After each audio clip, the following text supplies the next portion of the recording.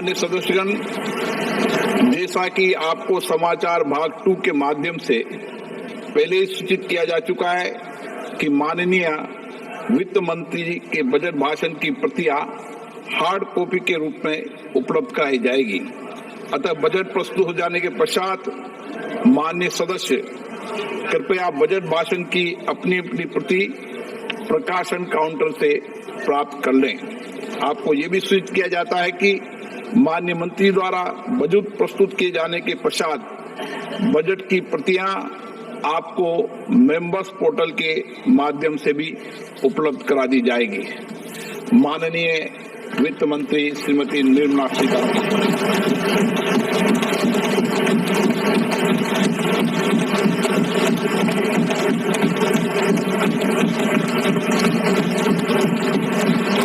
जरा 1 मिनट रुकिए। सबसे पहले आप सभी सेविकाओं सहायिकाओं से ये रिक्वेस्ट है कि जितना हो सके इस वीडियो को लाइक जरूर कीजिएगा।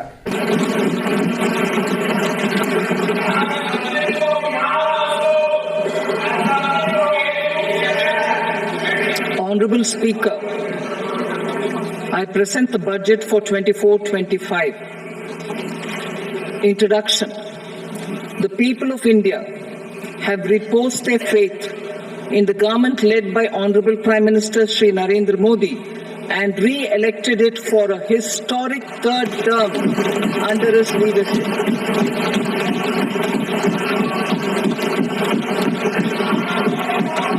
We are grateful for their support.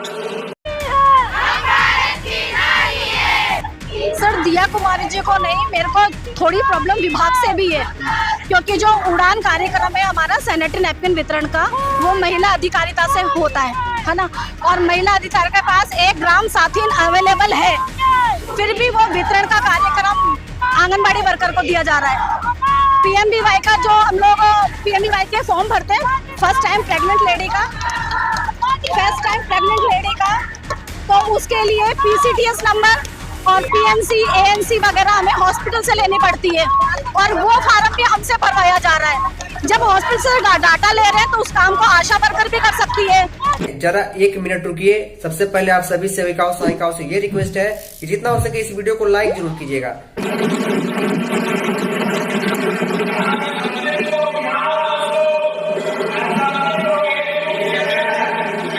Honorable Speaker, I present the budget for 24-25. Introduction. The people of India have reposed their faith in the government led by Honorable Prime Minister Shri Narendra Modi and re-elected it for a historic third term under his leadership.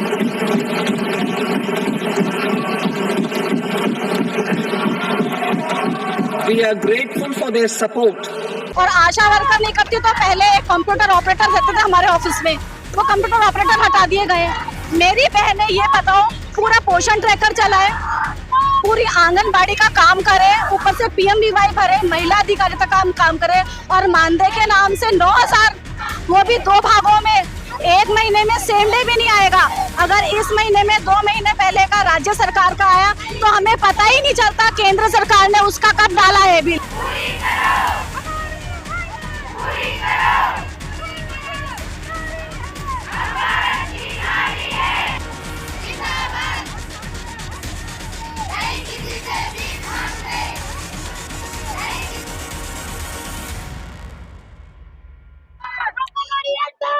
Jaipur में आंगनवाड़ी कार्यकर्ताओं ने हल्ला बोल किया है।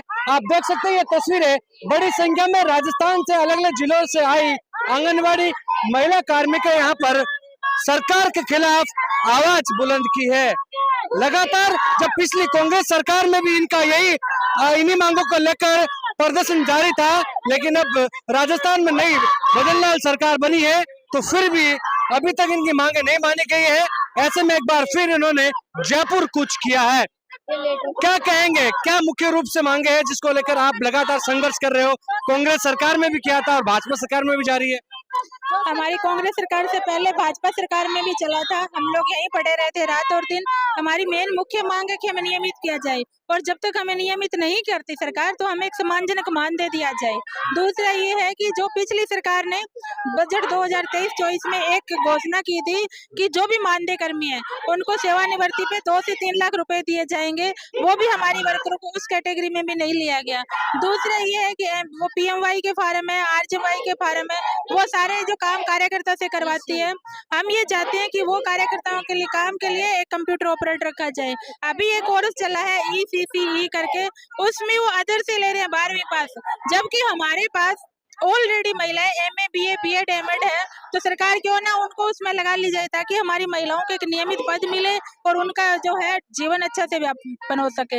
इन्हीं मांगों के लेके हम लोग यहाँ इकट्ठे हुए हैं और सरकार को ये कहना चाहते हैं कि समय रहते अगर हमारी मांग मान लेती तो ठीक है, वरना हमें रात को यही माँ पड़ाव डाल के बैठना पड़ेगा।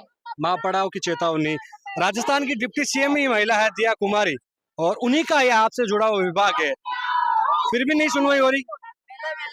हाँ सर, पहले भी हमने कांग्रेस सरकार के टाइम एक मुश्त राशि की घोषणा इन्होंने की और उसको अभी तक लागू नहीं किया। ऑर्डर निकालने के बाद इतने मीडिया इतने पेपर में आने के बाद भी इन्होंने उस आदेश के लिए मना कर दिया। जो महिलाएं हट के बैठी है उनको 1 रुपया भी नहीं दिया जाता है, और पूरे साल वो इनके लिए मेहनत करती है, बच्चों के लिए, गर्भवतियों के लिए, दात्रियों के लिए, और लास्ट में उसे उठा के फेंक दिया जाता है। जबकि हमें चाहिए कि हमने 3 लाख वो महिला हटे तो उसको मिले और पेंशन स्वरूप उसको राशि दे। अभी मानदेय कितना मिल रहा है? अभी 9,000 और 400 रुपए मानदेय दिया जा रहा है, जो कि कार्य के अनुसार बहुत कम मानदेय है, क्योंकि जो कार्य इन महिलाओं से करवाए जाते हैं वो आपके मुंह में जीरे के बराबर मानदेय दिया जाता है। वो भी मानदेय समय पर नहीं मिलता और 2 जगह दिया जाता है, 2 टुकड़ों में होता है। तो हम ये चाहते हैं कि वो एक ही जगह दिया जाए, और हम डिप्टी CM से ये निवेदन करना चाहते हैं कि वो एक महिला होकर महिलाओं की पीड़ा को समझे, और जो ये गरीब महिला है, महिला सशक्तिकरण की बात तो सारी देश दुनिया की करती है सारी सरकारें, लेकिन ये भी महिलाएं हैं।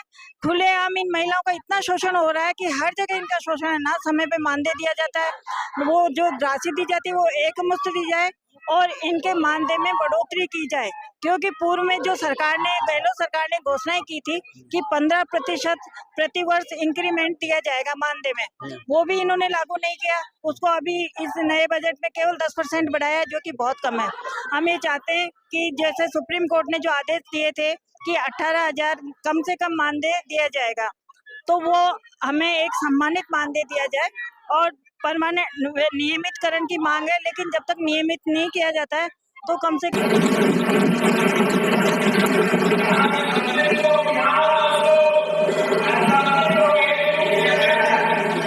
Honorable Speaker, I present the budget for 24-25. Introduction. The people of India have reposed their faith in the government led by Honorable Prime Minister Shri Narendra Modi and re-elected it for a historic 3rd term under his leadership.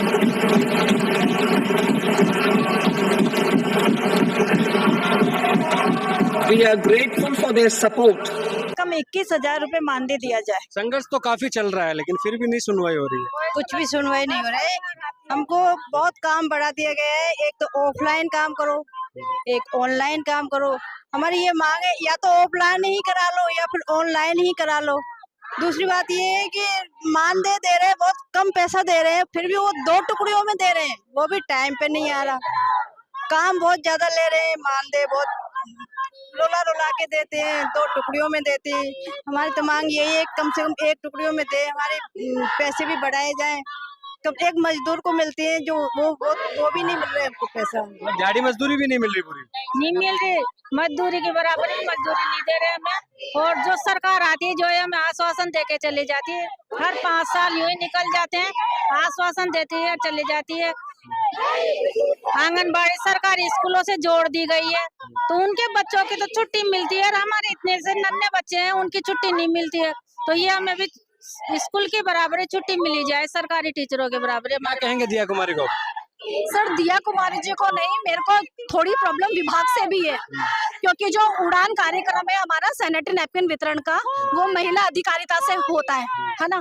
और महिला अधिकारी के पास 1 ग्राम साथीन available है, फिर भी वो वितरण का कार्यक्रम आंगनबाड़ी वर्कर को दिया जा रहा है।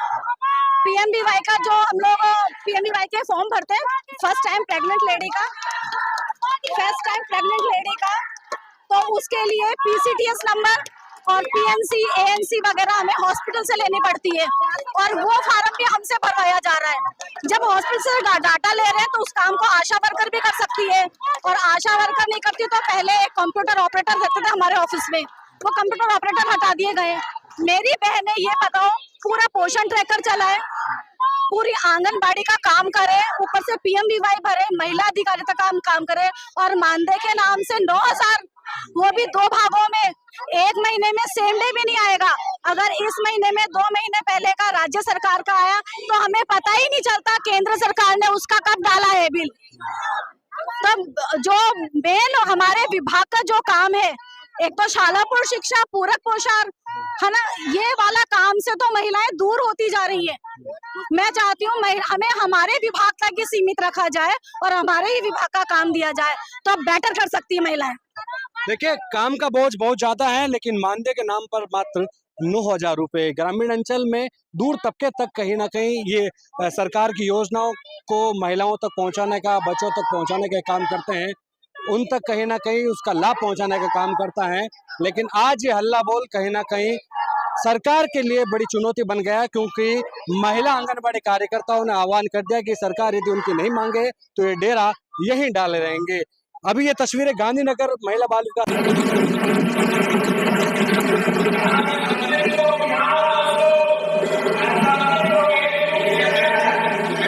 Honorable Speaker, I present the budget for 24-25. Introduction. The people of India have reposed their faith in the government led by Honorable Prime Minister Shri Narendra Modi and re-elected it for a historic 3rd term under his leadership.